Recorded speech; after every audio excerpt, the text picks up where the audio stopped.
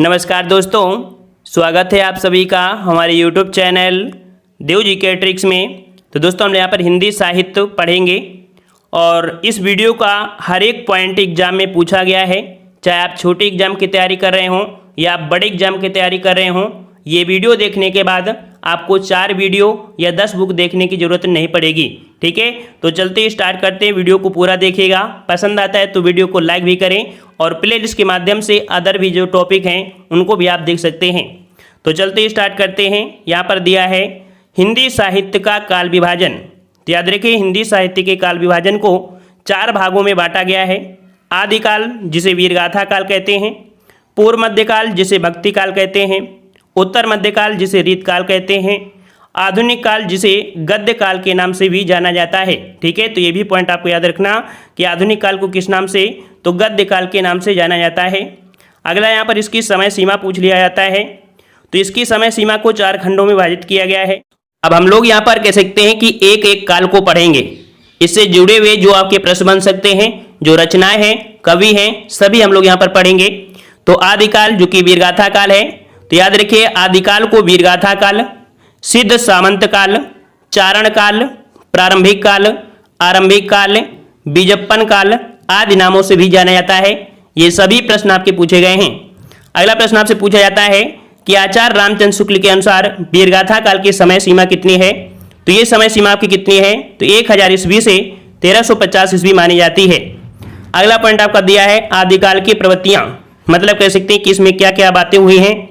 तो यहाँ पर आपके आश्रयदाताओं की प्रशंसा, युद्धों के सुंदर और आपके सजीव वर्णन या कह सकते हैं चित्रण, वीरगाथा काल के वीर रस के साथ साथ श्रृंगार रस का वर्णन, ऐतिहासिकता के संदर्भ में कल्पना की प्रचुरता, अप्रमाणिक रचनाएं, सामूहिक राष्ट्रीयता का अभाव और डिंगल पिंगल भाषा का प्रयोग। तो आपसे पूछेगा कि डिंगल पिंगल भाषा का प्रयोग जो मिलता है वो आपके कौन से काल में, तो आपके आदिकाल में मिलता है। ठीक है, अब यहाँ पर आपका दिया है आदिकाल का जो नामकरण है, या आपको पूरे यूट्यूब में जब सर्च करेंगे, गूगल में भी सर्च करेंगे तो एक साथ आपको देखने को नहीं मिलेंगे। इसे नोट कर लीजिएगा कि आचार्य हजारी प्रसाद द्विवेदी ने आदिकाल को किस नाम से कहा है, तो आपका यहाँ पर कह सकते हैं आदिकाल ही है आपका है। आचार्य रामचंद्र शुक्ल ने वीरगाथा काल कहा है। ठीक है ना, आदिकाल को आचार्य रामचंद्र शुक्ल ने क्या बोला है, वीरगाथा काल। विश्वनाथ प्रसाद मिश्र ने क्या कहा है, तो आपके वीर काल कहा है। राहुल सक्रात्यायन ने क्या कहा है, तो इसे सिद्ध सामंत काल कहा है। गणपत चंद्र शुक्ल ने क्या कहा है, तो आपका आरंभिक काल कहा है। मिश्र बंधु ने क्या कहा है, तो प्रारंभिक काल कहा है। महाविशाल द्विवेदी ने इसे क्या बोला है, तो आपका बीजप्पन काल कहा है। और डॉक्टर राजकुमार वर्मा एवं जॉर्ज ए गियर्सन ने इसे चारण काल कहा है। ठीक है, तो ये सभी पॉइंट आपके एग्जाम में पूछे गए हैं। ठीक है, और इसे नोट कर लीजिएगा। उम्मीद है कि आपको ये नोट्स जो आप बनाएंगे सबसे बेहतर आपकी सिद्ध हो जाएगी और कभी भी उठाकर देखेंगे एग्जाम में वहीं पर आपको देखने को मिल जाएगा। मतलब एक बार पढ़ लेंगे तो आपको बार बार पढ़ने की समस्या खत्म हो जाएगी। दिया गया है आदिकाल के प्रमुख कवि एवं रचनाएं। तो यहाँ पर एक साइड आपके कवि हैं, दूसरी तरफ आपके यहाँ पर कह सकते हैं रचनाएं, क्योंकि एग्जाम में पूछा यह जाता है कि आदिकाल के कौन कवि हैं। अगर इस सीक्वेंस से पढ़ लेंगे तो 100% है कि आपको कंफ्यूज जो होते हैं वो आपको नहीं होंगे। यहाँ पर दिया है कवि, जो आपके आदिकाल के कवि कौन है, दलपत विजय हैं, जिनकी जो रचना है वो आपकी खुमार रासो। ठीक है, खुमार रासो है। चंद बरदाई जो कि आपका हमेशा पूछा जाता है, चंद बरदाई, तो आपकी चंद बरदाई की जो आपकी रचना है वो आपकी पृथ्वीराज रासो है। ठीक है, जो कि कह सकते हैं किस भाषा में लिखी गई है, तो ये इनकी भाषा कौन सी, ब्रज भाषा में। ठीक है, ब्रज भाषा में है। और याद रखिए चंद बरदाई से क्वेश्चन पूछा जाता है कि हिंदी के प्रथम महाकाव्यकार कौन है, तो आपके कौन आपके हैं, तो आपके चंद बरदाई हैं। और जो ब्रजभाषा में है ये हिंदी का प्रथम महाकाव्य है। ठीक है, जो आपका पृथ्वीराज रासो है ये हिंदी का प्रथम महाकाव्य है, याद रखिएगा। अगला पॉइंट आपका है कि नरपत नाल है, नरपत नाल की रचना क्या है, तो ये आपकी बीसल देव रासो। ठीक है, अगला है जगनिक, तो जगनिक जो आपका है इनकी रचना है परमाल रासो। और ये जो आपको मिलता है ये आपके अहला खंड, याद रखिए परमाल रासो को अहला खंड के नाम से भी जानते हैं। ये क्वेश्चन आपसे पूछेगा कि परमाल रासो को अदर किस नाम से, तो आपके अहला खंड। अगला दिया है सारधर की जो आपकी है वो आपकी हमीर रासो है। नरसिंह भाट की जो आपकी है वो आपकी कौन सी, तो आपकी विजयपाल रासो आपकी है इनकी रचना। अगला है विद्यापति की, तो क्वेश्चन बहुत पूछा जाता है। विद्यापति की आपकी रचना कीर्तिलता, कीर्ति पताका, पदावली, लिखनावली, ठीक है, ये आपकी किसकी है, तो आपकी विद्यापति की है। और अगला है कि सरहपा, सरहपा जो दे सकते हैं इनकी आपकी कौन है, तो दोहा कोश है, ठीक है, सरहपा की कौन सी है, दोहा कोश है। और अगला दिया है स्वयंभू, स्वयंभू जो देख सकते हैं हमेशा क्वेश्चन पूछा जाता है, इसके जो ऑब्जेक्टिव टेस्ट पेपर कराएंगे तो आप देख सकते हैं, ठीक है। जैसे वीडियो आपका दूसरे दिन आता है तो इसका कह सकते हैं ऑब्जेक्टिव मिल जाता है, तो उसे आप लगा सकते हैं। यहाँ पर दिया है स्वयंभू, और स्वयंभू की आपकी जो रचना है वो आपकी कौन सी है, तो पौमचरित है। और आपकी ये कौन आपकी है, तो रिट रेम चरिव, ठीक है, ये आपकी है, जिसे हम लोग अरिष्ट नेम चरित के नाम से जानते हैं। अगला है केदार भट्ट या भट्ट केदार, केदार भट्ट या भट्ट केदार, जिनकी रचना का नाम क्या है, तो जयचंद प्रकाश है, ठीक है, जयचंद प्रकाश है। और नेक्स्ट आपके यहाँ पर है अब्दुल रहमान, अब्दुल रहमान की जो आपकी रचना है वो आपकी संदेश रासक है, संदेश रासक। नेक्स्ट आपका है विजय सूरी, विजय सूरी की जो आपकी रचना है वो आपकी कौन सी, तो आपकी रेवंतगिरी रास है, रेवंतगिरी रास है। और अगला है कि जिन धर्मसूरी, जिन धर्मसूरी की जो आपकी रचना है वो आपकी कौन सी है, तो आपकी स्थूलभद्र है, स्थूलभद्र। नेक्स्ट आपका है अब्दुल रहमान, तो अब्दुल रहमान की एक और है संदेश रासक, ठीक है, संदेश रासक जो आपको ऊपर है वही चीज आपका ये भी है। और देखो एक बार में नहीं रटती हैं, लेकिन इन्हें अगर थोड़ा सा कह सकते हैं कि 2-3 बार रिवीजन कर लिया जाए, ठीक है ना, थोड़ा सा केवल 10 मिनट का समय दे दिया जाए डेली, तो हिंदी में साहित्य क्या पूरा रट जाएगा, ठीक है ना। यहाँ पर आपका आ गया है पूर्व मध्यकाल, जिसे हम लोग भक्ति काल के नाम से जानते हैं। तो यहाँ पर याद रखिए भक्ति शब्द की व्युत्पत्ति जो आपकी हुई है वो आपकी किससे हुई है, तो आपकी भज धातु से हुई है, ठीक है, भज धातु से हुई है। और भक्ति शब्द का सर्वप्रथम जो उल्लेख मिलता है वो आपकी किस में मिलता है, तो आपकी श्वेता श्वेतर उपनिषद में आपको मिलता है। याद रखिए भक्ति शब्द का सर्वप्रथम जब उल्लेख मिलता है तो श्वेता श्वेतर उपनिषद में आपका मिलता है। अगला पॉइंट आपका है कि भक्ति सूत्र के आदि प्रणेता आपके कौन है, तो आपकी आदि प्रणेता आपके कौन है, तो आपके नारद मुनि को माना जाता है, आपके माने जाते हैं, ठीक है ना।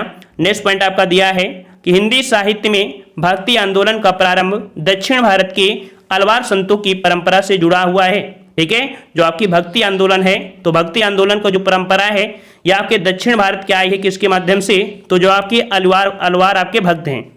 अब इन अलवार भक्तों की संख्या 12 मानी जाती है। क्वेश्चन पूछेगा कि अलवार भक्तों की संख्या कितनी है, तो आपकी कितनी है भाई, तो आपकी 12 माना जाता है।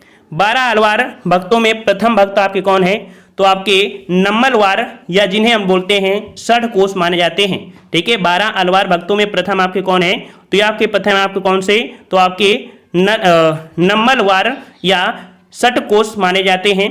अगला है कह रहा आपसे जबकि महिला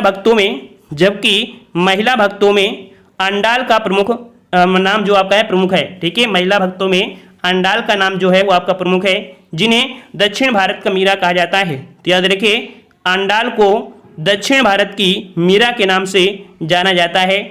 क्वेश्चन को नोट कर लीजिएगा। नेक्स्ट पॉइंट आपका दिया है कि 12 अलवार भक्त संतों के नाम, यहाँ पर याद रखिए षटकोश, भूत योगी, महद योगी, जिन्हें हम लोग भ्रंत योगी के नाम से भी जानते हैं, भक्तिसार, सरायोगी, मधुकवि, कुलशेख, विष्णुचरित, गोदा भक्तिन, जिन्हें कह सकते हैं कि तमिल नाम का जो अंडाल है, ठीक है, जो आपके अंडाल है ना ये महिला, तो इन्हीं का गोदा भक्तिन भी कहा जाता है, ठीक है। और आपका अगला है भक्तिंद्र रेणु, और आपके मुनिवाहन, और आपके हैं परकाल। नेक्स्ट पॉइंट आपका दिया है भक्ति के आद्य आचार्य रामचंद्र माने जाते हैं, ठीक है। भक्ति के जो आराध्य हैं आपके हैं वो आपके कौन, तो आपके आचार्य रामानुज माने जाते हैं। यहाँ पर नेक्स्ट पॉइंट देख लेते हैं जो कि आपका बहुत पूछा जाता है एग्जाम में, कि ग्रियर्सन महोदय ने भक्ति काल को हिंदी साहित्य का स्वर्ण काल कहा है। तो एक पॉइंट तो आपका ये पूछ लिया जाता है कि हिंदी साहित्य का स्वर्णकाल किसने कहा है, तो किसने कहा है आपके, तो ग्रियर्सन महोदय ने कहा है, ठीक है ना। क्या कहा है, हिंदी साहित्य का स्वर्ण काल कहा है, ठीक है। दूसरा आपका जो पूछा जाता है कि आचार्य रामचंद्र शुक्ल ने पूर्व मध्यकाल को किस नाम से कहा है या किस नाम से बोला है, तो भक्ति काल के नाम से, ठीक है। किस नाम से भाई, तो आपके भक्ति काल के नाम से कहा है। वहीं पर एक पॉइंट और आपका है कि आचार्य रामचंद्र शुक्ल ने भक्ति काल को भक्ति काल को एक नाम और दिया है जिसे स्वर्ण युग कहा जाता है। ठीक है, भक्ति काल को स्वर्ण युग भी कहा जाता है। और अगला है भक्ति काल को दो भागों में बांटा गया है। पहला आपका दिया है सगुण काव्य धारा, दूसरा दिया आपका निर्गुण काव्य धारा। अब यहाँ पर आपका जो आ चुका है भक्ति काल आ चुका है। भक्ति काल को दो भागों में विभाजित करते हैं, निर्गुण काव्य धारा और आपका सगुण काव्य धारा। निर्गुण काव्य धारा को भी हम लोग दो भागों में डिवाइड करते हैं, ज्ञानश्री शाखा और आपका प्रेमाश्री शाखा। इसी प्रकार से सगुण काव्य धारा को दो भागों में विभाजित करते हैं, रामाश्री और आपका कृष्णश्री शाखा में विभाजित करते हैं। अब यहाँ पर आपको देख लेना है कि निर्गुण काव्य धारा की विशेषता क्या है। निर्गुण काव्य धारा की विशेषता क्या है कि इस शाखा में ईश्वर के निराकार रूप की उपासना की गई है, निराकार रूप की उपासना की गई है। दूसरा पॉइंट आपका है कि जाति प्रथा का विरोध एवं हिंदू मुस्लिम एकता पर विशेष बल दिया गया है। याद रखिएगा, निर्गुण काव्य धारा में क्या किया गया है कि जाति प्रथा का विरोध किया गया है, हिंदू मुस्लिम एकता पर विशेष बल दिया गया है। निर्गुण काव्य धारा की दो आपकी शाखाएं हैं, एक आपका है ज्ञानश्री जो कि आपके संत काव्य हैं और प्रेमाश्री शाखा जो कि आपके सूफी काव्य हैं। इनमें से हम लोग पहला पॉइंट पढ़ेंगे ज्ञानश्री शाखा, जिसे संत काव्य के नाम से भी जानते हैं। पहला पॉइंट, ज्ञानश्री शाखा के प्रमुख कवि आपके कौन से हैं? तो याद रखिए, बहुत ही बेहतरीन प्रश्न आपके हैं। कौन आपका है? कबीरदास। याद रखिए, ज्ञानश्री शाखा के प्रमुख कवि कौन थे आपके? कबीरदास थे। कबीर जो कि कह सकते हैं अरबी भाषा का शब्द है। याद रखिए, जो कबीर है यह आपकी अरबी भाषा का शब्द है जिसका अर्थ है महान या श्रेष्ठ। नेक्स्ट पॉइंट कि कबीरदास दिल्ली के सुल्तान सिकंदर लोदी के समकालीन थे। सर्वप्रथम कबीर की वाणियों का प्राचीनतम नमूना गुरु ग्रंथ साहिब में मिलता है। किसमें मिलता है? तो गुरु ग्रंथ साहिब में मिलता है। कबीर की वाणियों को बीजक में संकलित करने का श्रेय इनके शिष्य धर्मदास को जाता है। याद रखिए, इनकी जो वाणी दी गई, कबीर की वाणी दी गई है, ठीक है, जो बीजक में आपके हैं, उनमें जो संकलित किया है इनके शिष्य है धर्मदास को जाता है। इनकी देख सकते हैं कि काफ़ी ऐसी रचनाएं हैं जो कि बहुत ही बेहतरीन है, बहुत पूछी जाती हैं। तो देख लीजिए, यहाँ पर एक तरफ कवि रखे हैं, दूसरी तरफ की रचनाएं। पहला आपके यहाँ पर देख सकते हैं कबीरदास। ठीक है, हर एक पॉइंट कबीरदास से स्टार्ट हुआ है ना। तो कबीरदास को पहले यहाँ पर पढ़ते हैं। कबीरदास जो कि इनकी महत्वपूर्ण रचना आपका बीजक है, जिसमें से साखी, शबद, रमैनी ये तीनों को मर्ज करके इसी में आपका कर दिया गया है। ठीक है, अगले आपके कवि हैं यहाँ पर कौन से? रैदास, जिन्हें रविदास के नाम से भी जानते हैं। इनकी जो आपकी है वो कौन सी आपकी रचना? तो आपकी बानी है। अगले आपके हैं नानक देव। नानक देव जिनकी रचना आपकी देख सकते हैं, इनकी रचनाएं ग्रंथ साहिब, ठीक है, किसी ग्रंथ साहिब में संकलित हैं, जिनके संकलनकर्ता गुरु अर्जुन देव थे। याद रखिएगा, जो आपके गुरु ग्रंथ साहिब है इसके संकलनकर्ता आपके कौन थे? गुरु अर्जुन देव थे। नेक्स्ट पॉइंट आपका है दादू दयाल।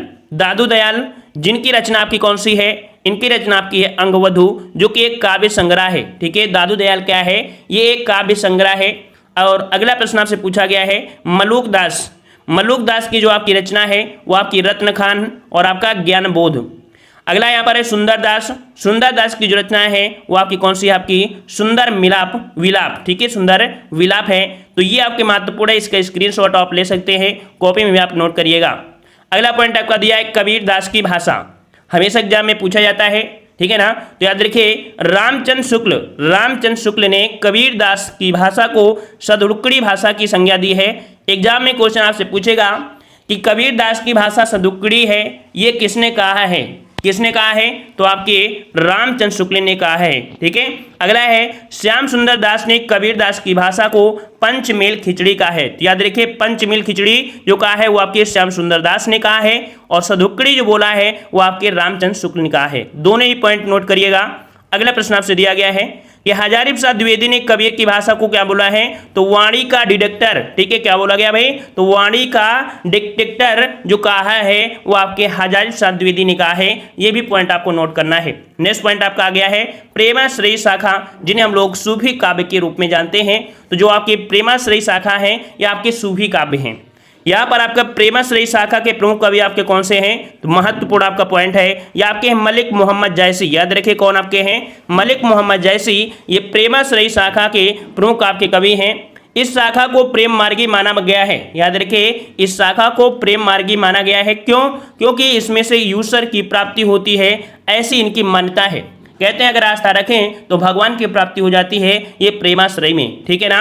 अगला पॉइंट आपसे पूछा गया है कि भक्ति काल की सूफी काव्य धारा में ही परमात्मा को स्त्री और आत्मा को पुरुष के रूप में चिन्हित किया गया है। याद रखिएगा कि भक्ति काल में जो सूफी काव्य धारा है इसमें से जो परमात्मा है उसे स्त्री का रूप दिया गया है और जो आपकी आत्मा है उसे पुरुष के रूप में चिन्हित किया गया है।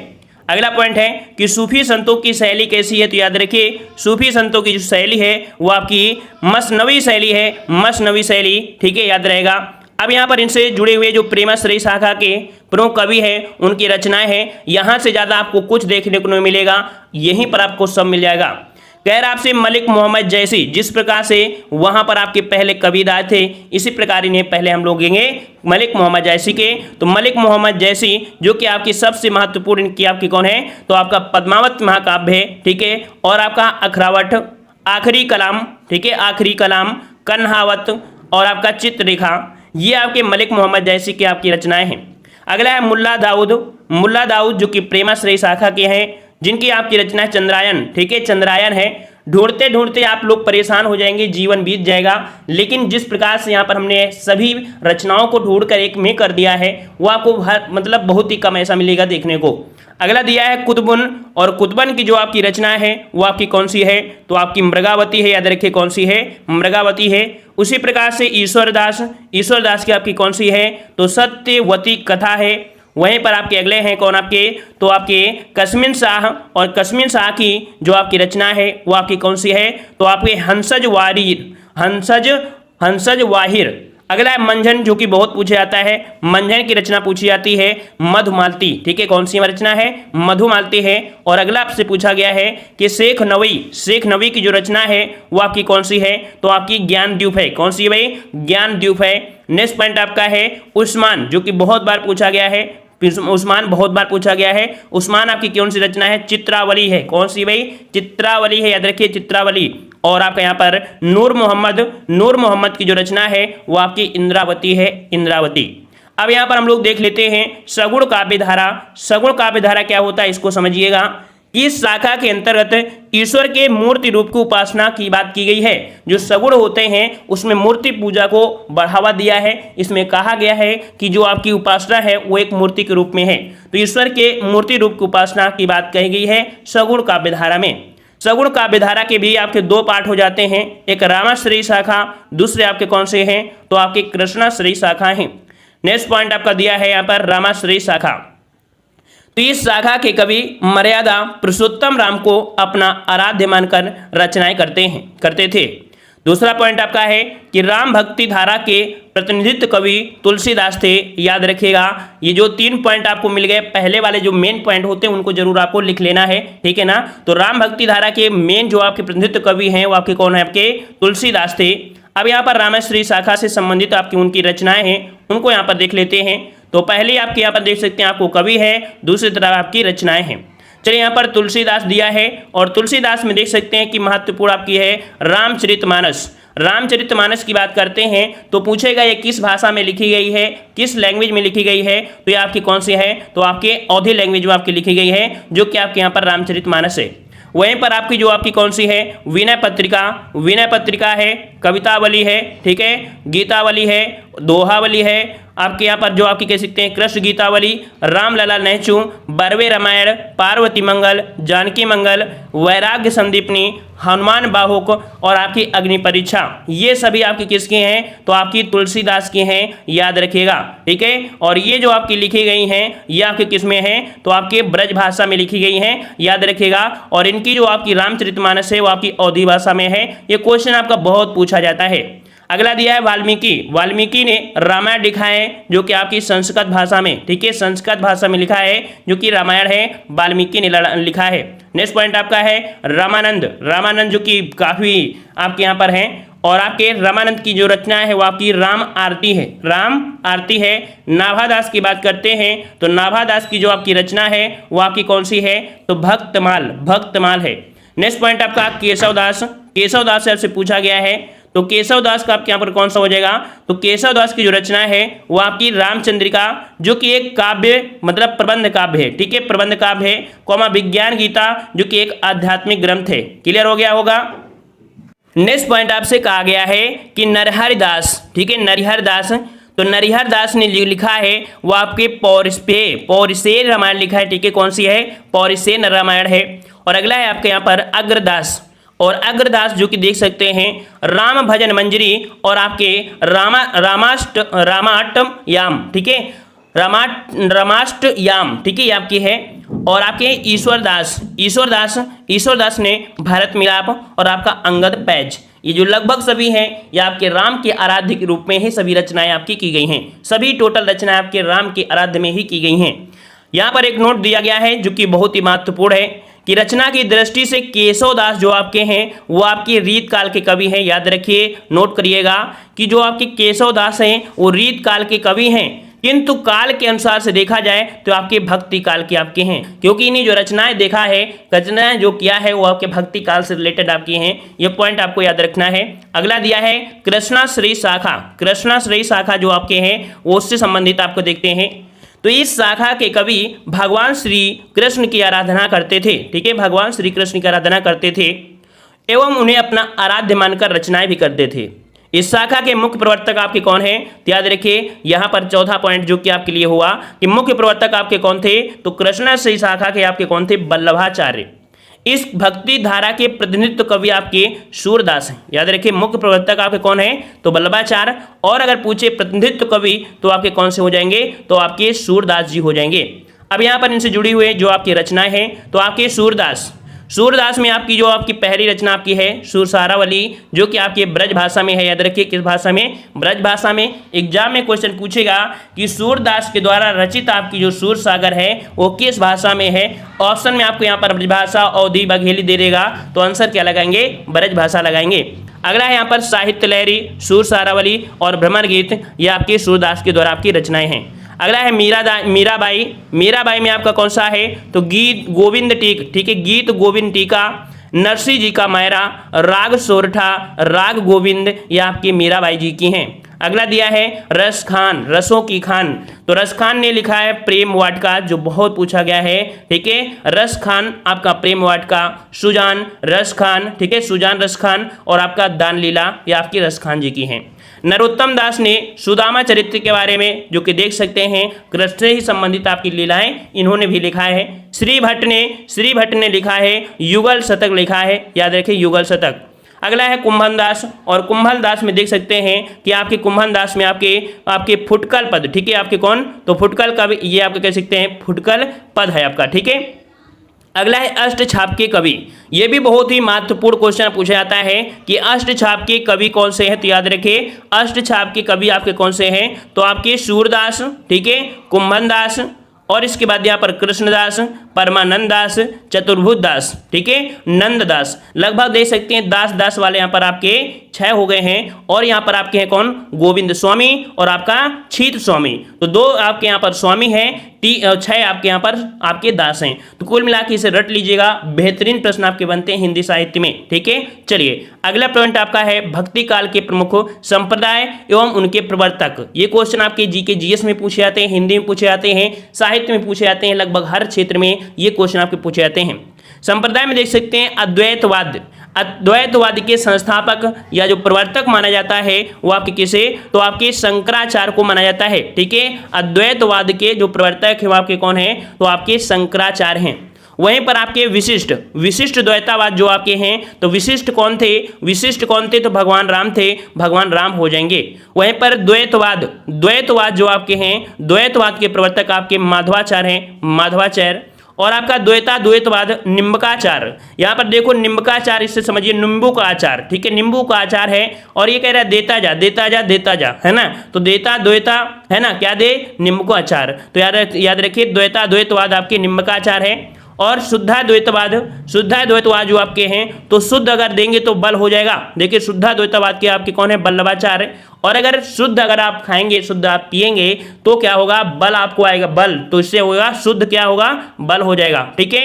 अगला दिया है मीमांसा दर्शन के आपके कौन है, तो आपकी जैमिनी है, जैमिनी आपके याद रखिएगा।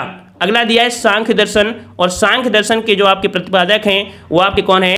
अगला है न्याय दर्शन के, तो न्याय दर्शन के आपके कौन से हैं, तो आपके गौतम हैं। और आपके वैशेषिक दर्शन जो आपके हैं वो आपके कौन आपके हैं, तो आपके कणाद हो जाएंगे, कणाद। अगला पॉइंट आपका दिया गया है, यहाँ पर आपके कुछ और भी हैं, जैसे चरवाक दर्शन जिसे लोकायतन बोलते हैं। चरवाक दर्शन को हम लोकायतन बोलते हैं, जिसके प्रतिपादक आपके कौन से हैं, तो आपके महर्वश तप, ठीक है, महर्वश पत्य ये आपके हैं। और आपके जैन दर्शन जो कि आपका एक स्यादवाद है, इसके जो आपके हैं संप्रदाय वो आपके कह सकते हैं पार्श्वनाथ हैं, ठीक है। कौन आपके संस्थापक, तो पार्श्वनाथ हैं। श्री संप्रदाय के जो आपके हैं वो आपके कौन, तो रामानुजाचार्य हैं। और आपके दादू पंथ के आपके कौन है, तो दादू दयाल है, ये इनके आपके संस्थापक हैं, ठीक है। और यहाँ पर आपका अगला आ गया है रीतिकाल, ठीक है। देखिए रीतकाल को हम तीन भागों में वर्गीकरण करते हैं, जिसमें पहला आपका है रीत सिद्ध जो कि काव्यधारा है, जिसमें से आपके बिहारी जी आपके हैं। दूसरे आपके रीतबद्ध काव्यधारा चिंतामणि, केशवदास, मतीराम, सेनापति और देव आते हैं, ठीक है, जो आपके किस में, तो आपके रीतबद्ध में, ठीक है, रीतबद्ध में। क्योंकि क्वेश्चन आपको यहाँ से भी बन जाता है कि रीत सिद्ध के कौन है, रीतबद्ध के कौन है। उसी प्रकार से रीत मुक्त काव्यधारा में जो आपके हैं, तो रीत मुक्त यहाँ पर दिया है, आपको दिख रहा होगा। रीत मुक्त काव्यधारा में घनानंद, आलम, बोधा, ठाकुर आदि आते हैं, जो कि रीत मुक्ति में आते हैं। यहीं से क्वेश्चन आपको बहुत ज्यादा बन जाते हैं, बस इतने से ही बनते हैं, है ना। और आगे पॉइंट में देखते हैं, जो कि हर एक से जुड़े हुए पॉइंट यहाँ पर आपका कह सकते हैं, जो आपका कह सकते हैं जो हम लोग पढ़ रहे हैं, ये आपका कौन सा है, तो उत्तर मध्यकाल है। याद रखिए यहाँ पर जो आपका है, ठीक है, ये आपका कौन सा है, उत्तर मध्यकाल है, जिसे हम लोग बोलते हैं रीतकाल। क्या बोलते हैं भाई, इसे रीतकाल कहते हैं, वो आपको दिख नहीं रहा होगा, इसे रीतकाल कहते हैं। इससे जुड़े हुए जितने भी पॉइंट है उसको समझेंगे। कह रहा है आपसे रीत काल के अधिकांश कवि कैसे थे, तो दरबारी थे। क्वेश्चन आपसे पूछेगा कि रीत काल के अधिकांश कवि कैसे थे, तो आपके कैसे थे भाई, तो आपके दरबारी थे, अर्थात ये राजाओं के आश्रय में उनके दरबार में अपनी कविता किया करते थे, ठीक है। रीत काल के प्रमुख कवि देखा जाए तो आपके देखिए बिहारी जो आपके हैं किसके दरबार में, तो आपके याद रखिए कि जयपुर और आमेर के राजाओं के दरबार में ये अपने शोभायमान थे, ठीक है। कौन आपके बिहारी, ठीक है। और आपके अगले हैं चिंतामणि, या आपके नागपुर दरबार में रहते थे। केशवदास जो कि आपके ओरछा के राजा के दरबार में रहते थे। भूषण जो कि आपके पन्ना के राजा के दरबार में। वहीं पर भिखारी दास प्रतापगढ़ और अवध के यहाँ पर कह सकते थे।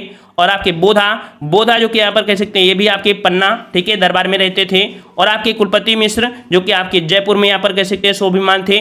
और आपके मतीराम जो कि बूंदी में। और आपके रघुनाथ जो कि आपके काशी में, काशी के राजा के दरबार में रहते थे। तो ये आपके कह सकते हैं कि सभी राजा के जगह दिए गए हैं, और ये जो आपके कह सकते हैं आपके लेखक हैं। क्लियर हो गया होगा, ये एक कॉपी में नोट करिएगा इसी प्रकार से। याद रखिए इनके नामकरण को लेकर विद्वान एक मत आपके नहीं है, कोई बोलता है हाँ, कोई बोलता है नहीं, ठीक है। चलिए अगले प्रश्न को आते हैं। प्रश्न आपसे अगला है, ये रीत काल का नामकरण किसने किया। याद रखिए सबसे महत्वपूर्ण आपका है कि रीत काल का जो नामकरण है, ठीक है, यहाँ पर एक हेडिंग डालना है आपको, रीत काल का नामकरण किसने किया है, ठीक है, दिख नहीं रहा होगा। चलिए तो यहाँ पर देखिए विद्वान आपके कौन है, तो रामचंद्र शुक्ल। याद रखिए रीत काल रामचंद्र शुक्ल ने क्या कहा है, तो आपके रीत काल का है। याद रखिएगा कि आपके उत्तर मध्यकाल को जो रीत काल है, तो रीत काल किसने कहा है, तो रामचंद्र शुक्ल ने कहा है। वहीं पर मिश्र बंधु ने रीत काल का नाम क्या दिया है, तो इसे अलंकृत काल कहा है, ठीक है। मिश्र बंधु ने क्या कहा है, अलंकृत काल कहा है। और आपके विश्वनाथ प्रसाद मिश्र ने आपके रीत काल को श्रृंगार काल की उपमा भी दिया है, ठीक है। और आपके रमाशंकर शुक्ल, जिन्हें रसाल के नाम से जानते हैं, इन्होंने रीत काल को कला काल भी कहा है। तो ये भी पॉइंट आपको पूरे के पूरे नोट करना है। कॉपी में इसी प्रकार से क्वेश्चन पूछेगा, नेट में ढूंढेंगे तो थोड़ा कंफ्यूज हो जाएंगे, लेकिन अगर एक जगह नोट कर लेंगे, ठीक है, तो 100% सफलता यहीं से मिल जाएगी। अगला प्रश्न आपसे पूछा गया है कि रीत काल के प्रमुख कवि और उनकी रचनाएं। यहाँ पर एक तरफ आपको कवि दिए हैं, दूसरी तरफ आपकी यहाँ पर रचनाएं हैं, जो कि देख सकते हैं बिहारी सबसे महत्वपूर्ण आपके बिहारी हैं। और बिहारी की जो आपकी वो आपकी कौन सी है, सतसई, सबसे महत्वपूर्ण आपकी कौन सी है, बिहारी की सतसई है। और अगला दिया गया है चिंतामणि की जो आपकी है वो आपकी कौन सी है, तो आपकी कवि कुल कल्पतरु और आपकी श्रृंगार मंजरी, छंद विचार और आपका ऋष विलास, ये आपकी चिंतामणि की आपकी रचनाएं हैं। और अगला पॉइंट आपका है कि मतीराम की जो आपकी है वो आपकी कौन सी है, तो ललित ललाम, ठीक है। मतीराम की जो आपकी रचना है वो आपकी ललित ललाम, रसराज, अलंकार पंचाशिका। वहीं पर आप अगर बात करें भिखारी दास की, तो भिखारी दास की है काव्य निर्णय, श्रृंगार निर्णय। जसवंत सिंह की बहुत ही महत्वपूर्ण, याद रखिएगा, जसवंत सिंह की आपकी भाषा भूषण पूछी जाती है। तो भाषा भूषण, प्रबोध चंद्रोदय, अपरोक्ष सिद्धांत और आनंद विलास, ये आपकी जसवंत सिंह के हैं। भूषण की बात करते हैं तो भूषण की आपकी शिवराज भूषण, शिवा बावनी और छत्रसाल दशक, ये आपकी भूषण जी की आपकी है रचना। और अगले हैं पद्माकर जी की, तो पद्माकर जी की रचना आपकी है कौन सी, तो पद्माभरण और आपका जगत विनोद, गंगा लहरी और आपका प्रबोध पचासा, ये आपके पद्माकर जी की हैं। वहीं पर अगर बात करते हैं कि कुलपति मिश्र, तो कुलपति मिश्र की आपकी कौन सी है, तो आपकी रस रहस्य संग्राम सार और आपका मुक्त तरंगड़ी, ये आपके किसके हैं, तो आपके कुलपति की हैं। अगला आपका दिया है केशवदास, तो केशवदास की जो कि बहुत ही महत्वपूर्ण आपकी है कौन सी, तो रामचंद्रिका, याद रखिए केशवदास की कौन सी है, तो रामचंद्रिका है। और विज्ञान गीता जो कि एक आध्यात्मिक ग्रंथ है, याद रखिए अगर क्वेश्चन ये पूछे कि केशव चंद्र की कौन सी आपकी रचना है जो आध्यात्मिक ग्रंथ है, तो आपकी रामचंद्रिका और विज्ञान गीता, ये आपकी कह सकते हैं आध्यात्मिक ग्रंथ हैं। वहीं पर आपकी कौन कौन सी, कविप्रिया, रसिक प्रिया, ठीक है, ये आपकी केशवदास की हैं। दूल्हा, ठीक है, ये भी आपके एक कह सकते हैं कवि हैं। इन्होंने कवि कुल कंठाभरण, ठीक है, और कह सकते हैं ये इन्होंने रचना किया है। और आपके दिया है बोधा ने यहाँ पर वीरा वगीश और आपका इश्कनामा, ठीक है, विराह वगीश और इश्कनामा किसने, बोधा ने। और घनानंद ने, तो घनानंद में सुजान हित प्रबंध, वियोग बेली, प्रीति पावस, एक इश्कलता और आपका कौन सा पदावली। तो थोड़ा थोड़ा यहाँ पर आप देख लीजिएगा, यहाँ पर इश्कनामा है, यहाँ पर आपका इश्कलता है, ठीक है ना।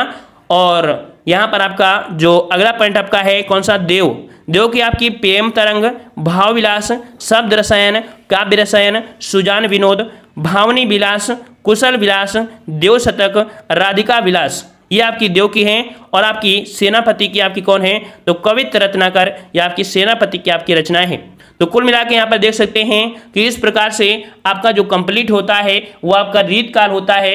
और रीतकाल को हम लोग क्या बोलते हैं, उत्तर मध्यकाल। तो इस प्रकार से उत्तर मध्यकाल आपका खत्म हुआ है।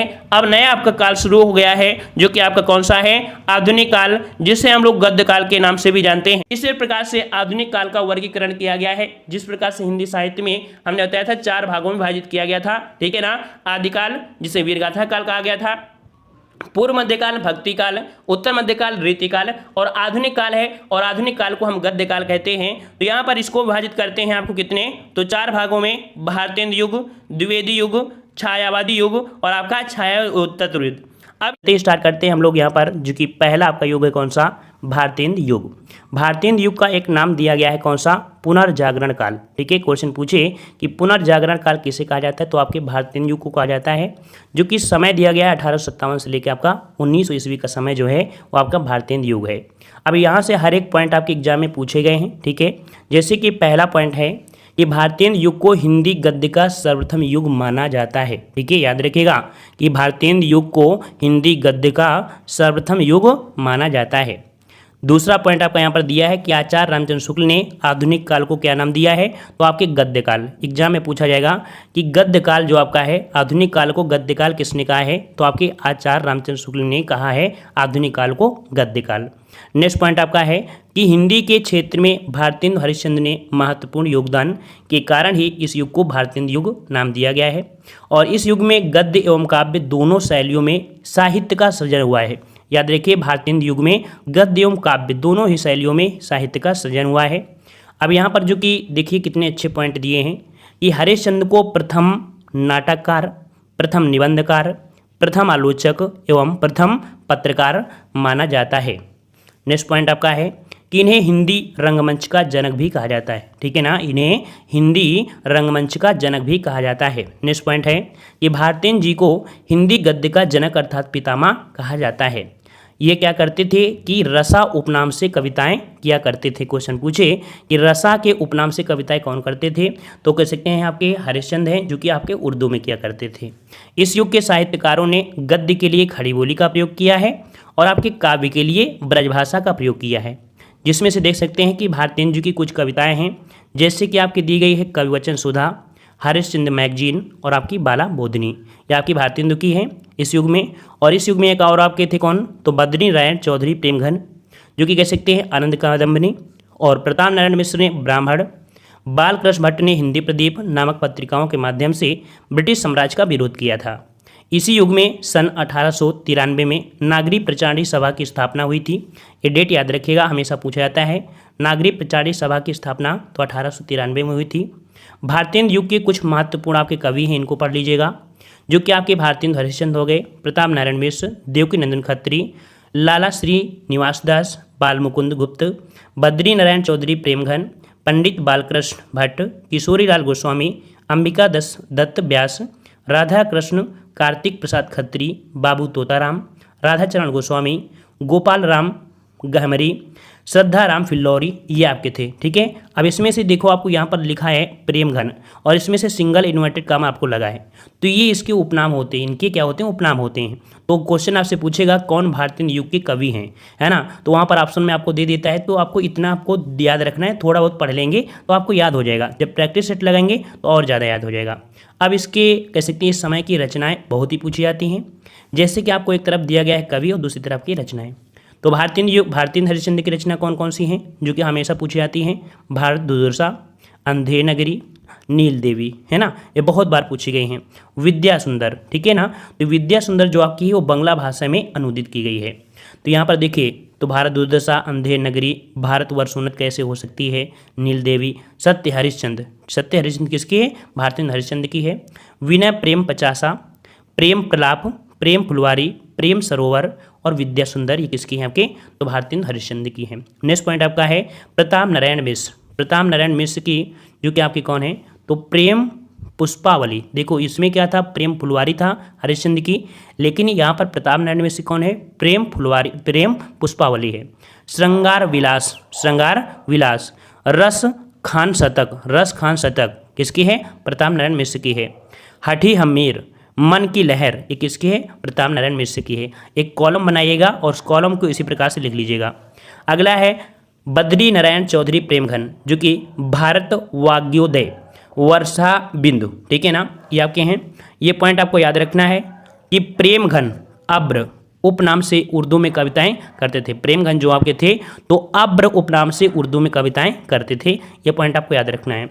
अगर रसा के नाम से पूछे, रसा के नाम से, तो रसा के नाम से उर्दू में क्यों करते थे? भारतेंदु हरिश्चंद्र। लेकिन अब्र जो कि कह सकते उर्दू भाषा में है ना, तो आपके इस नाम से करते थे, प्रेमघन करते थे, अर्थात बद्री नारायण चौधरी प्रेमघन।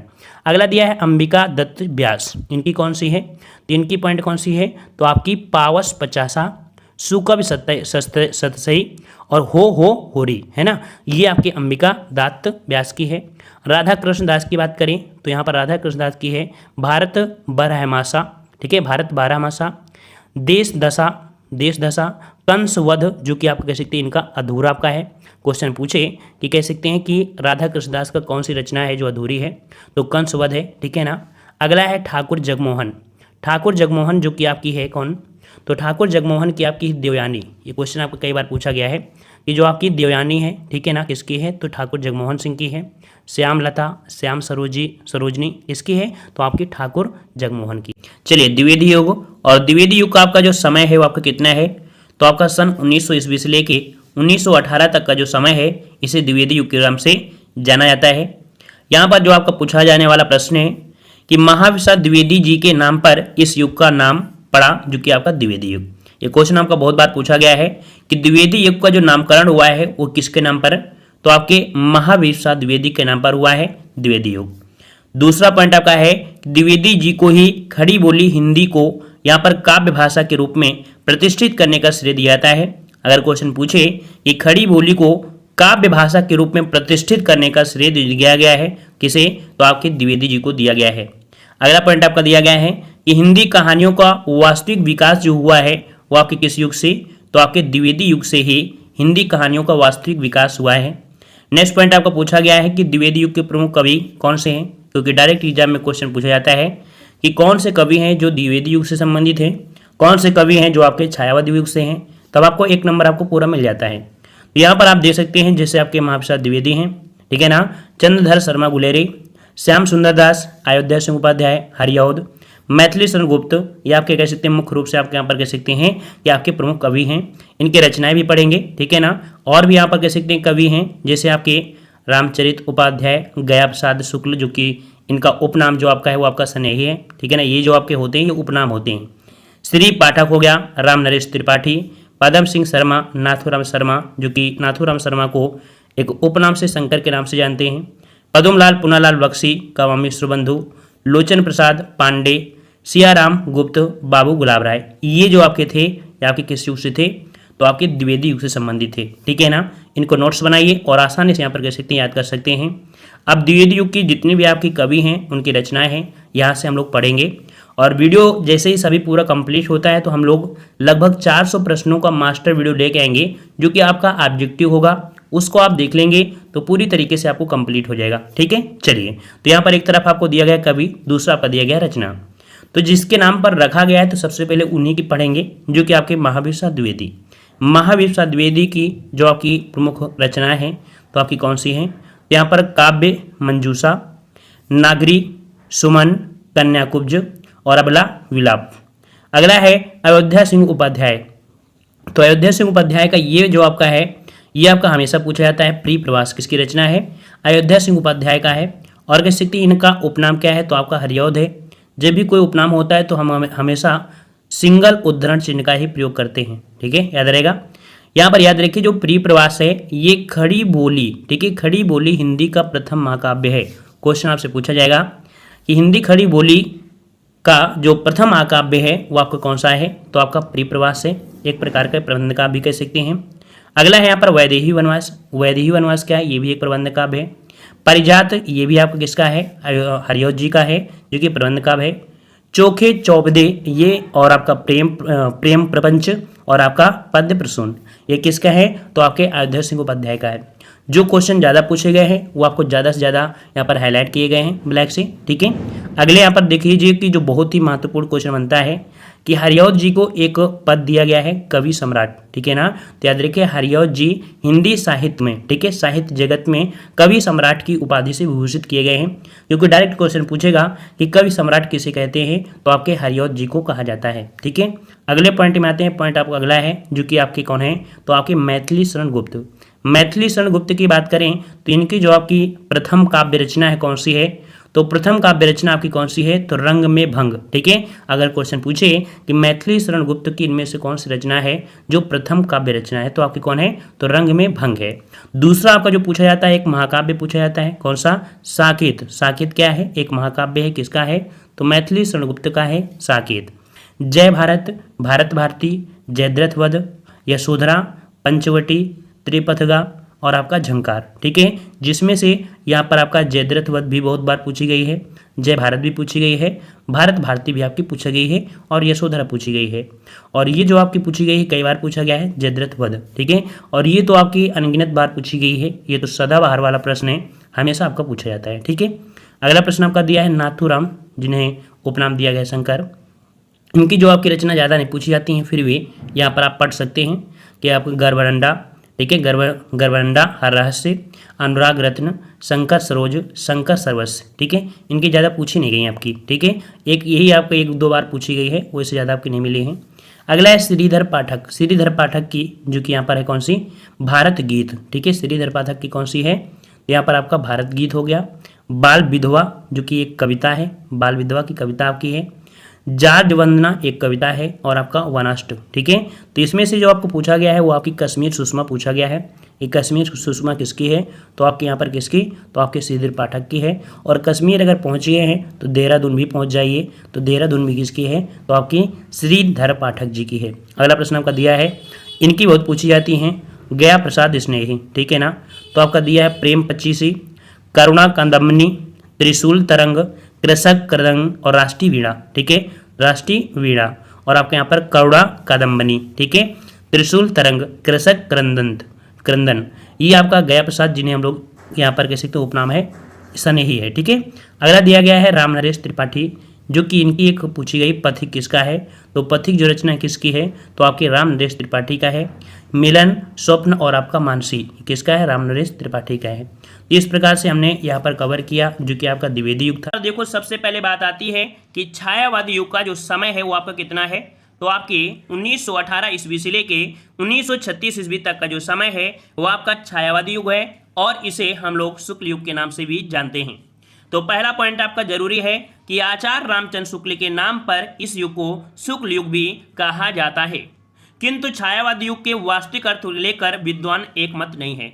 मतलब यहाँ पर कह सकते हैं कि जो आपका ये छायावादी युग है इसे हम लोग यहाँ पर शुक्ल युग भी कहते हैं। कारण क्या है कि कुछ लोग मानते हैं कि आचार्य रामचंद्र शुक्ल के नाम पर ही इस युग को शुक्ल युग रखा गया है, लेकिन कुछ लोगों का मानना है कि यहाँ पर आचार्य रामचंद्र शुक्ल को नहीं मानते हैं, उनका मत आपका दूसरा है। तो यहाँ पर देखिए दूसरा दिया है कि किंतु छायावादी युग के वास्तविक अर्थ को लेकर विद्वान एक मत आपके नहीं है। तो देख सकते हैं महावीर प्रसाद द्विवेदी इसे अन्योक्ति पद्धति, डॉक्टर नगेंद्र इसे स्थूल के प्रति सूक्ष्म का विद्रोह, रामचंद्र शुक्ल ने इसे शैली वैचित्र्य कहा है ना। जयशंकर प्रसाद, सुमित्रानंद पंत, सूर्यकांत त्रिपाठी निराला और महादेव वर्मा छायावादी युग के 4 प्रमुख स्तंभ माने जाते हैं। कौन कौन? याद रखिए छायावादी युग में मुख्य रूप से कभी कभी क्वेश्चन ये पूछा जाएगा कि ये बताइए इनमें से कौन मुख्य रूप से आपके छायावादी आपके कवि हैं। तो आपके कौन हो जाएंगे? जयशंकर प्रसाद, सुमित्रानंद पंत, सूर्यकांत त्रिपाठी निराला और आपके महादेवी वर्मा। ये मुख्य रूप से आप कह सकते हैं कि छायावादी युग के आपके प्रमुख आपके स्तंभ है, मेन आपके ये आपके माने जाते हैं। ठीक है ना। जयशंकर प्रसाद ब्रजभाषा में कलाधर उपनाम से कविताएं क्या कह सकते हैं कि आपके करते हैं। किस नाम से? तो जयशंकर प्रसाद ब्रजभाषा में कलाधर उपनाम से कविता करते थे। ठीक है, करते थे। तो इनकी ब्रजभाषा की कविताएं चित्रधार में संकलित हैं। ठीक है, अगर पूछे कि जयशंकर प्रसाद की जो आपकी रचनाएं हैं वो आपकी कहाँ पर संकलित हैं, तो ब्रजभाषा की जितनी जो कविताएं हैं वो चित्राधार में, किसमें? चित्राधार में आपकी संकलित हैं। अब यहाँ पर देख सकते हैं छायावादी के युग के प्रमुख आपके कवि कौन? तो जयशंकर प्रसाद, सुमित्रानंद पंत, महादेव वर्मा, सूर्यकांत त्रिपाठी निराला, रामचंद्र शुक्ल, हजारी प्रसाद द्विवेदी, बाबू गुलाब राय, नंद दुलारे, वाजपेयी, पद्मलाल, पुन्नालाल बख्शी। ये आपके मुख्य रूप से आपके कह सकते हैं ये छायावादी आपके युग आपके कह सकते हैं कवि हैं। ठीक है ना। यहाँ पर देख सकते हैं, ध्यान दे सकते हैं कि रामचंद्र शुक्ल, पद्मलाल, पुन्नालाल बख्शी, बाबू गुलाब राय ने द्विवेदी युग एवं छायावादी दोनों में से सृजित साहित्य सृजन किया है। मतलब कह सकते हैं कि रामचंद्र शुक्ल हैं, पद्मलाल पुन्नालाल बख्शी हैं, बाबू गुलाब राय ने इन्होंने द्विवेदी युग में भी और आपके छायावादी युग दोनों में ही साहित्य में रचना इन्होंने किया है, साहित्य में सृजन किया है। ठीक है, तो ये पॉइंट आपका है, इसीलिए हमने बताया था कि मुख्य रूप से 4 स्तंभ माने गए हैं। कौन? जयशंकर प्रसाद, सुमित्रानंद पंत, सूर्यकांत त्रिपाठी निराला और आपके महादेव वर्मा, है ना। चलिए आते हैं यहाँ पर इनसे जुड़े हुए जो क्वेश्चन आपके एग्जाम में बनते हैं वही आपको यहाँ पर पढ़ना है। छायावादी युग के प्रमुख कवि एवं उनकी रचनाएं। तो देखिए जयशंकर प्रसाद, सबसे पहले पॉइंट जयशंकर प्रसाद में तो यहाँ पर देख सकते हैं कि इनका एक महाकाव्य है आपका कामायनी, है ना। कामायनी, आंसू, झरना, लहर और आपका प्रेम पथिक। अगर प्रेम पथिक की बात करते हैं तो आपके अतुकांत शैली में लिखी गई है ना। यहीं पर देख सकते हैं उर्वशी, है ना, अयोध्या का उद्धार, कानन कुसुम, खड़ी बोली का प्रथम काव्य संग्रह है ना। अगर क्वेश्चन पूछे कि खड़ी बोली का प्रथम काव्य संग्रह किसे बोला गया है तो आपके कानन कुसुम का, जो कि आपके जयशंकर प्रसाद का है। आपके दिमाग में एक पॉइंट ये भी आ रहा होगा कि यहाँ पर आपका उर्वशी दिया गया है। जी हाँ, उर्वशी लिखा है। जब ऑप्शन के अनुसार रामधारी सिंह दिनकर ना मिलेंगे तब आपको जवाब यहाँ पर देना है। समझ में आ गया ना। तो इस पॉइंट पर थोड़ा सा हाईलाइट कर लीजिएगा। ठीक है ना। चलिए अगला दिया है 1 मिलन और आपका करुणालय। ये आपके मुख्य रूप से है जो आपके एग्जाम में आती हुई आपके कामायनी है, आंसू है, प्रेम पथिक है और आपके उर्वशी और आपका कानन कुसुम। ठीक है, इतना पॉइंट हो गया। यहाँ पर देख सकते हैं आपको पॉइंट दे दिया गया है कि रामधारी सिंह दिनकर ने भी उर्वशी की रचना की है। यदि विकल्प में जयशंकर प्रसाद एवं रामधारी सिंह दिनकर दोनों दिए गए हों तो ऐसी स्थिति में रामधारी सिंह दिनकर इसका सही उत्तर होगा। देखो हमने आपको बताया था ना कि दोनों ने ही किया है, लेकिन ऑप्शन के अनुसार आपको लगाना है। मेन फोकस आपके किस पर आपका है तो आपके रामधारी सिंह दिनकर। अगर ऑप्शन में रामधारी सिंह दिनकर नहीं है तब आपको यहाँ पर जयशंकर लगाना है। अगर दोनों हैं तब आपको रामधारी सिंह दिनकर लगाना है। समझ में आ गया होगा। ठीक है, चलिए आते हैं यहाँ पर आपके कुछ और भी दिए हैं। झरना, आंसू, लहर, कामायनी ही जयशंकर प्रसाद की छायावादी आपकी रचना है। ठीक है ना। ये जो आपकी रचना है वो कैसी छायावादी आपकी रचना है। देख सकते हैं कामायनी के बारे में, तो कामायनी जयशंकर प्रसाद की अंतिम कृति है। ठीक है, ये भी क्वेश्चन आपको याद रखना कि कामायनी जयशंकर प्रसाद की अंतिम कृति है। ठीक है, इनकी कृति झरना को छायावादी युग का प्रथम काव्य संग्रह माना गया है। ठीक है, क्या कह रहा है कि झरना को, कौन सा? झरना को छायावादी युग का प्रथम काव्य संग्रह माना गया है। एक पॉइंट अभी आपने और भी पढ़ा था कि कानन कुसुम खड़ी बोली का प्रथम काव्य संग्रह है। ठीक है, क्या? कानन कुसुम खड़ी बोली का प्रथम काव्य संग्रह है। यहां पर जो झरना दिया है, झरना को छायावादी युग का प्रथम काव्य संग्रह माना जाता है। दोनों पॉइंट एक साथ नोट करिएगा, ठीक है। आते हैं अगले प्रश्न को। प्रश्न आपसे अगला दिया है सूर्यकांत त्रिपाठी निराला, इनका उपनाम क्या है? निराला है, ठीक है ना। जो भी उपनाम होते हैं वो आपके हमेशा एकल उद्धरण चिन्ह से आपके होते हैं, जैसे आपको ये दिया गया है, ठीक है ना। चलिए, इनके क्या दिया है? अनामिका, परिमल, तुलसीदास, ठीक है। याद रखिए कि अगर एग्जाम में ये आ जाए तो आप लोग कंफ्यूज मत होइएगा कि तुलसीदास, तो सोचो तुलसीदास ने किया, नहीं, तुलसीदास ने ही आपके सूर्यकांत त्रिपाठी निराला ने तुलसीदास रचना किया है, ठीक है ना। यहाँ पर देख सकते हैं गीत का, यह ललित गीतों का आपका संग्रह थी, ठीक है। कुकुरमुत्ता, ठीक है, ये पूछा जाता है किसके? सूर्यकांत त्रिपाठी निराला के हैं। नए पत्ते, है ना, अरिमा, बेला, आराधना, ये सभी आपकी हैं, ठीक है ना। अच्छा, यहाँ पर आपको दिया है महादेवी वर्मा। महादेवी वर्मा में देख सकते हैं यामा, रश्मि, नीरजा, शांतिगीत, निहार, ये प्रथम काव्य कृति है। कौन सी? आपकी निहार, इनकी प्रथम काव्य कृति है।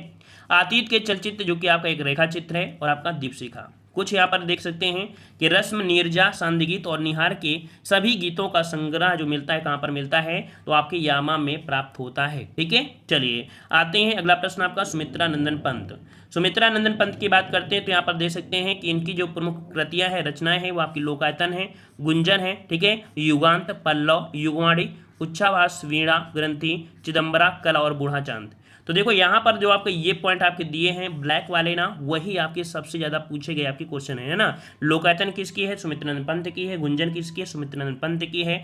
पल्लव किसकी है? सुमित्रानंद पंत की है। चिदम्बरा किसकी है? सुमित्रानंद पंत की है। कला, बूढ़ा चांद, सुमित्रानंद पंत की, और आपकी वाणी। समझ में आ गया होगा। अगला है उदय शंकर भट्ट। उदय शंकर भट्ट जो कि यहाँ पर दिया है अमृत और विष, है ना। जो उदय शंकर भट्ट की कौन सी है? अमृत और विष है। राका, विसर्जन, युगदीप, मानसी और आपका तक्षशिला, ठीक है ना।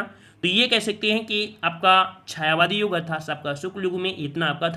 तो चलिए यहाँ पर देखते हैं, कह रहा से छायावादोत्तर युग को शुक्लोत्तर युग के नाम से भी जाना जाता है। ये पॉइंट को आपको नोट करना है। दूसरा पॉइंट आपका दिया गया है कि छायावादोत्तर युग में हिंदी काव्यधारा बहुमुखी हो गई थी। मतलब यहाँ पर देख सकते हैं कि ये आपके पुरानी काव्यधारा और आपके नवीन काव्यधारा में आपके कह सकते हैं विभक्त हो गई। यहाँ पर पुरानी काव्यधारा के जो प्रमुख कवि हैं वो आपके कौन हैं?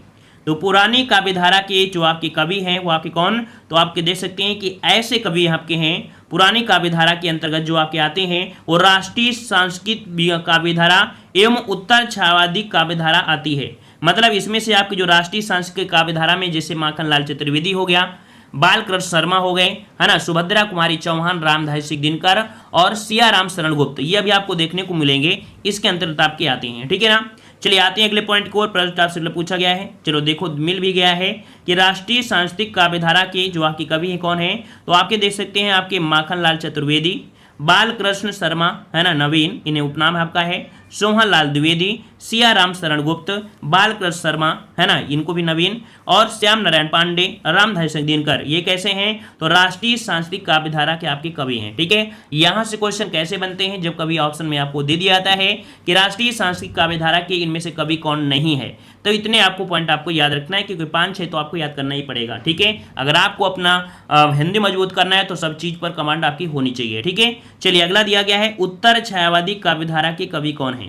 तो उत्तर छायावादी काव्यधारा के कवि कौन है? आपके सुमित्रा नंदन पंत आपके हो जाएंगे, ठीक है। महादेवी वर्मा, सूर्यकांत त्रिपाठी निराला, जानकी वल्लभ शास्त्री, ये आपके महत्वपूर्ण आपके जो उत्तर छायावादी काव्यधारा आपके कवि हैं। अब आते हैं हम लोग नवीन काव्यधारा, वैकृत गीत काव्यधारा के जो आपके कवि हैं कौन है? देखो वैकृत गीत कविता धारा के जो आपके कवि हैं वो आपके कौन है? तो आपके हरिवंश राय बच्चन, भगवती चरण वर्मा, नरेंद्र शर्मा, रामेश्वर शुक्ल, है ना, जिन्हें हम लोग अंचल उपनाम से जानते हैं, ये नवीन काव्यधारा में आते हैं, ठीक है। अब आते हैं प्रगतिवादी काव्यधारा के कवि। प्रगतिवादी काव्यधारा के कवि में नागार्जुन, रांगे राघव, शिवमंगल सिंह सुमन, केदारनाथ अग्रवाल, त्रिलोचन, ठीक है, ये किसमें आपके हैं? प्रगतिवादी काव्यधारा के कवि। अब ये मत समझिए कि हम ये पढ़ेंगे, अभी आपको रचनाएं भी पढ़ना है इसी में, ठीक है। बस आपको ये बैकग्राउंड बता रहे हैं कि इसके अंतर्गत आपके ये होते हैं, अभी इनकी महत्वपूर्ण रचनाएं भी आपको पढ़ना है। प्रगतिवादी काव्यधारा के कवि कौन? नागार्जुन, रांगे राघव, शिवमंगल सिंह सुमन, केदारनाथ अग्रवाल और आपका त्रिलोचन। अब आते हैं प्रयोगवादी काव्यधारा के कवि कौन कौन है? तो देखो यहाँ पर आपका था प्रगतिवादी, अब यहाँ पर आ गया है प्रयोगवादी काव्यधारा। आपने देखा होगा पेपर में भी कि प्रगतिवादी काव्यधारा के कभी कभी क्वेश्चन पूछ लेता है ना। तो आप कौन आपके हैं, तो आपके आगे हैं मुक्ति बोध हो जाएंगे, भवानी प्रसाद मिश्र, गिरजा कुमार माथुर। ठीक है, अब आते हैं कभी आप देखते हैं कि नई कविता, बहुत बार आपने एग्जाम में देखा होगा ये क्वेश्चन आता है, नई कविता के प्रमुख कवि कौन है ना।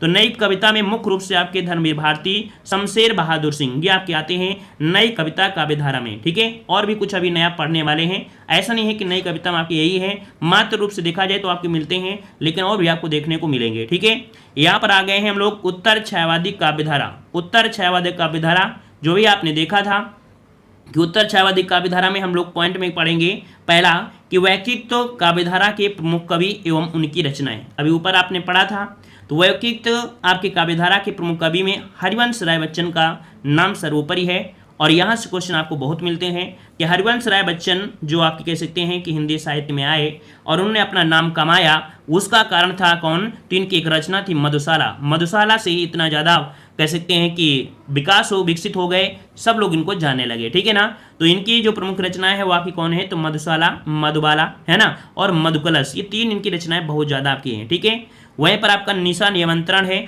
लेकिन एक पत्रिका आपके क्वेश्चन पूछा जाता है जो कि आपको प्रीवियस क्वेश्चन में आपको देखने को मिला होगा और हमने पढ़ाया भी है कि ऐसा कौन सी पत्रिका हरिवंश राय बच्चन की है जो कि उनके इंग्लैंड प्रवास के दौरान लिखी गई थी, है ना। ये क्वेश्चन अभी हमने शायद आपको हाल ही में पढ़ाया था।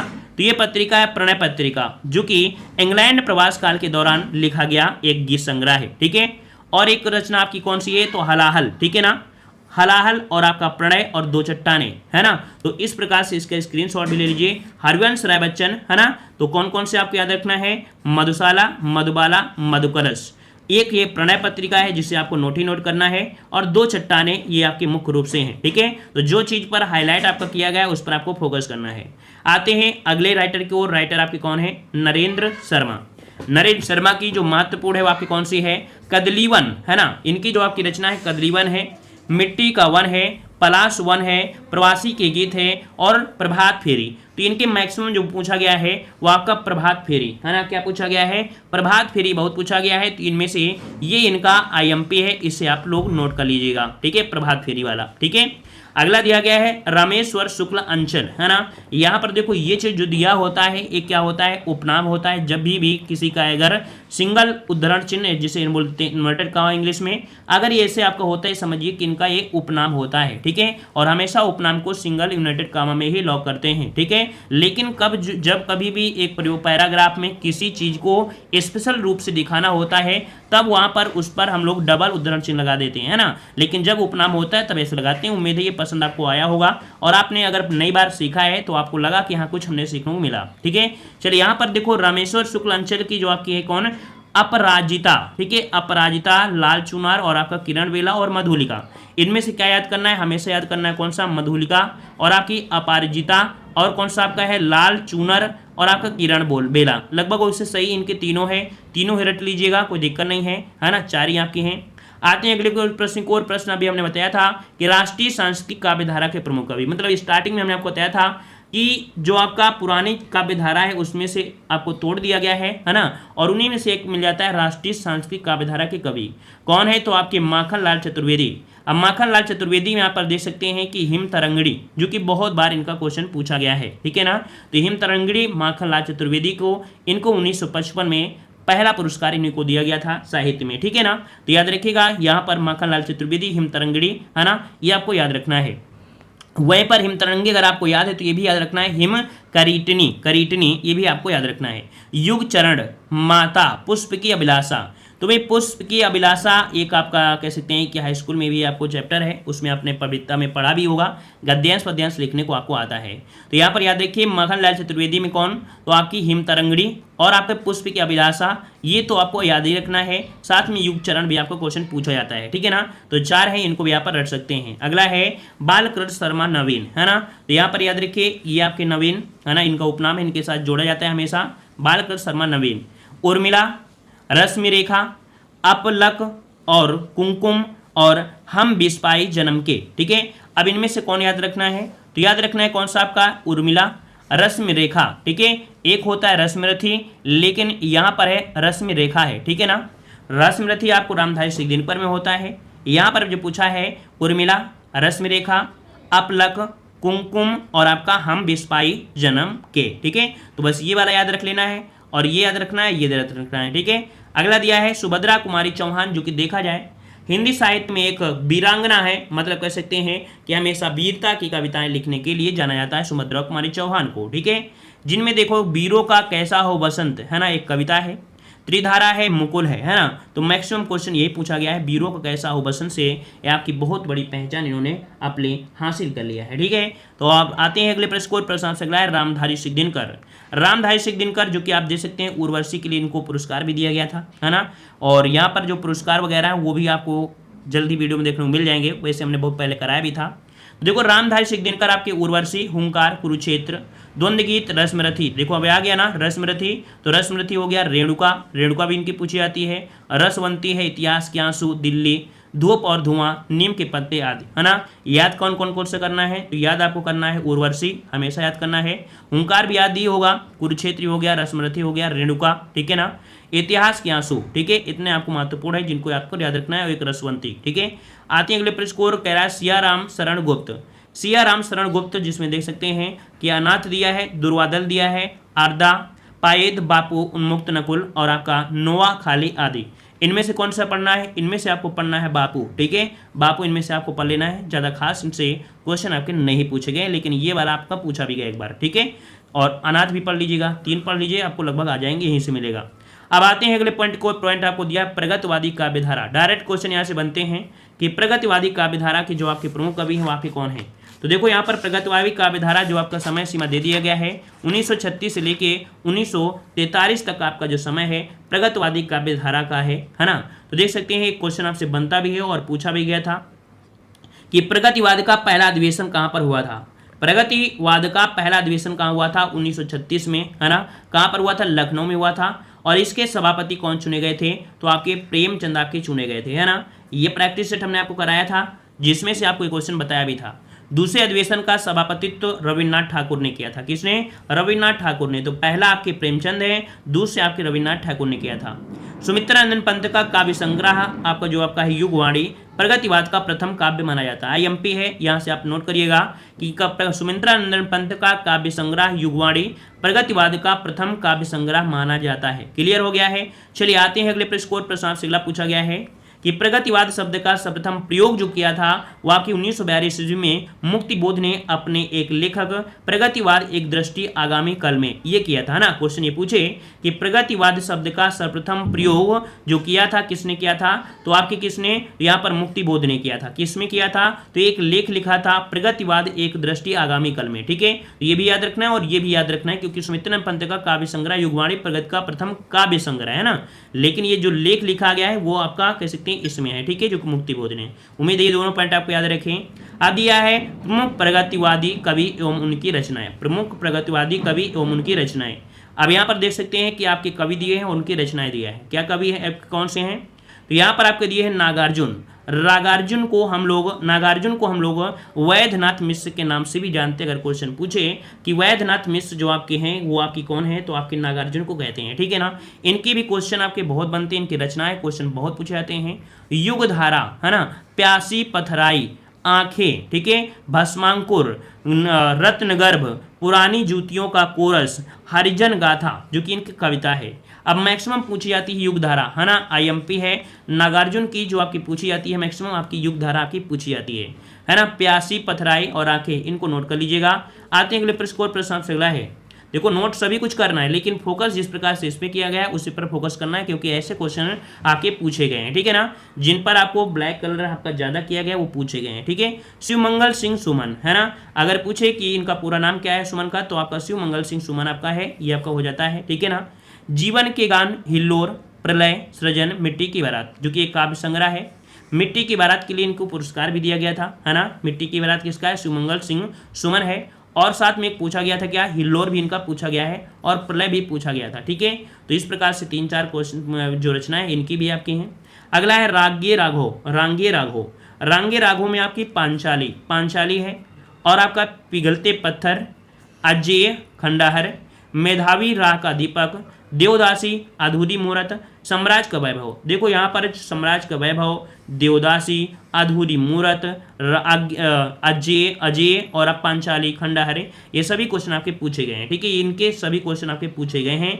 आपका अगला क्वेश्चन दिया है केदारनाथ अग्रवाल। केदारनाथ अग्रवाल, और केदारनाथ अग्रवाल में देख सकते हैं युग की गंगा, नींद के बादल, समय समय पर, अपूर्वा, पंख और अवतार, है ना। इनमें से देखा जाए कि यहाँ पर जो आपका पूर्वा है इनका पूछा भी गया है, युग की गंगा भी आपका पूछा गया है। ठीक है ना, तो ये भी आपको याद रखना है। और त्रिलोचन आ गया है, त्रिलोचन जो देख सकते हैं गुलाब और बुलबुल, मैं उस जनपद का कवि हूँ। सबसे ज़्यादा क्वेश्चन मैं उस जनपद का कवि हूँ ये आपका पूछा गया है। किसका है? त्रिलोचन शास्त्री का है। त्रिलोचन आपका हो जाएगा। ठीक है, यहाँ से आपका हो गया है।